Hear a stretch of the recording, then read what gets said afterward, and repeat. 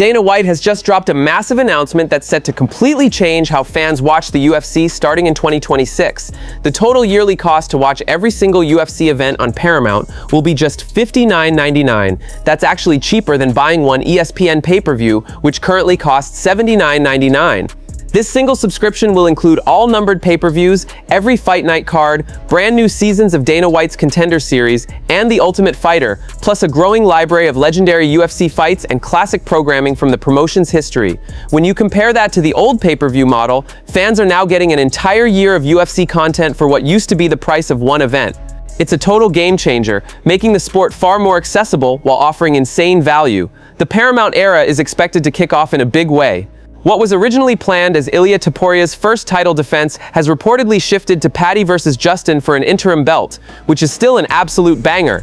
That said, some fans are already questioning whether this new pricing structure means future cards could be less stacked, or if we'll see fewer must-watch fights now that the UFC won't rely on individual pay-per-view buys. Rampage Jackson was recently asked about this exact concern on the Full Send podcast. Here's what he had to say. But I'm wondering, are we going to see matchmaking changing a little bit now? That's a motherfucking good question.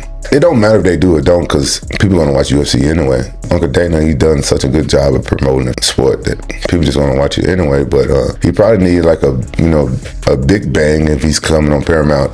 So he should come out. If I was that, I would come out hard like that. Like, yeah, look at this, boom. But they don't have to. Because people going to watch anyway. Some people are invested in their favorite fighters, and all they got to do is put on their favorite fighters. That's the thing. You'll always complain about like, oh, this guy should get the shot, but at the end of the day, we're going to watch. Yeah, you are going to watch. And I think they know that too, where it's like, dude, they're going to fucking watch no matter what, right? Yeah. Jorge Masvidal has just issued a warning to Team Khabib, saying Kamaru Usman could be the toughest challenge Islam Makhachev would face at welterweight. In fact, Masvidal even suggested that Islam might want to avoid the fight altogether because of how dangerous Usman is. Masvidal explained that this would be a massive jump in competition, especially after Islam's win over Jack Della Maddalena, a dangerous striker, but someone who doesn't bring elite wrestling to the table. Despite that, it's clear Team Khabib is completely open to the matchup. However, the UFC appears to be leaning in a different direction for Islam at the moment, which we'll get into shortly. Islam himself has repeatedly called out Usman, saying it would be his hardest fight at 170 pounds. He's even gone as far as saying Usman could run through rising contenders like Michael Morales or Carlos Prates without much trouble. Other welterweights, including Belal Muhammad and Sean Brady, argue that Usman doesn't deserve to jump the line ahead of undefeated contenders like Ian Gary, Shavkat Rakhmonov, and others, especially considering Usman's 1-3 record in his last 4 fights, despite a recent win over Joaquin Buckley in June 2025. Adding another layer to the controversy, both Islam and Usman share the same manager, Ali Abdelaziz, which has sparked debate over whether this potential matchup is based on merit or behind-the-scenes influence. Islam Makhachev is gonna fight potentially Usman. I like that fight, you know? That's somebody who could wrestle back into Makhachev. That's somebody that I know personally could wrestle back into Makhachev. That's his forte. That's what Usman started with, is his grappling background, and Usman's no pushover in the wrestling.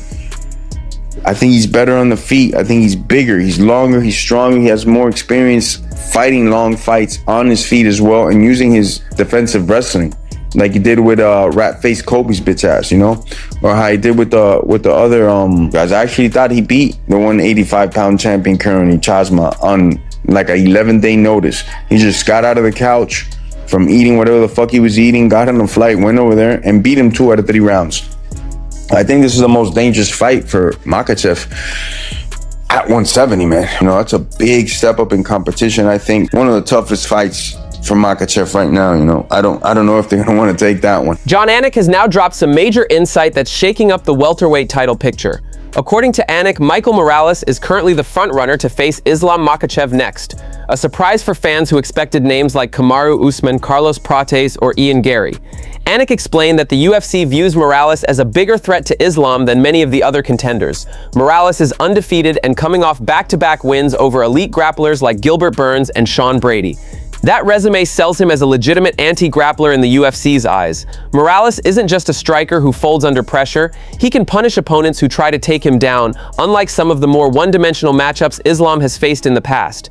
Add in his size, explosiveness, and the fact that he's never really been in trouble during his career, and suddenly this fight looks far more dangerous than many fans expected.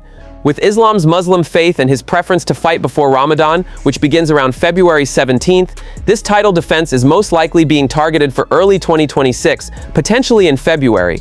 If you're Ian Machado Gary, right, you were not looking for Carlos Prates and Michael Morales to both do that on pay-per-view. Like, that's not ideal for Ian Machado Gary's title shot and contendership and candidacy. It's just not. Michael Morales is actually the guy who has the inside track right now, in part because Carlos Prates would just say to Hunter and Dana on the phone, like, I understand, I'll just keep knocking guys out. Dana acknowledged Morales Brady as an eliminator during fight week, and then Morales did that, so I actually think the Ecuadorian Morales might be next. Chael Sonnen is now raising serious concerns about Ilia Topuria's lightweight title status and why the UFC could eventually be forced to strip him if things continue to drag on.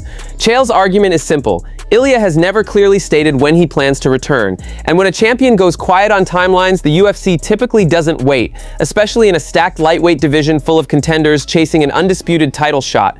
At the same time, a major off-cage development emerged when Ilia's ex-partner Georgina Bedell responded publicly for the first time through her lawyer. Spanish media reports say she denies any extortion attempt and confirmed there is an ongoing legal process involving their young daughter. She emphasized that her priority is finding the best possible situation for the child without making direct accusations. While all of this unfolds, Topuria has remained silent publicly and was instead spotted appearing relaxed while working on a business venture with a Spanish influencer.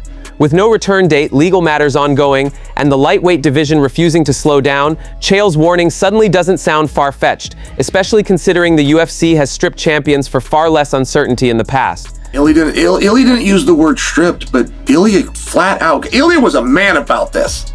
He was every bit the man that Khabib and St. Pierre were when they gave the belt back and said, I'm not going to hold up a division. And it's Ilia's second time doing it. He did it at featherweight, and he gave that back. He said, I'm not going to weigh that again. Let somebody else have their dream.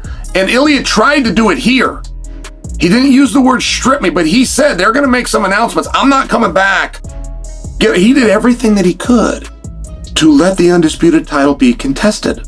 Tell me why it shouldn't be. Is it just because he's so good? Is it just because we have a belief that he's going to come back? Because he hasn't said that. Ilia hasn't said a lot on this, but one of the things that he did not say, he didn't say I'm coming back in the second half. I'll come back somewhere in 2026. He didn't say that. He said, I'm not coming back in the first quarter. So if we get to the second quarter, if we get to the third quarter, right, at some point, we take the belt back. That's it from MMA Time. Thanks for watching. Don't forget to leave a like and subscribe for daily MMA updates.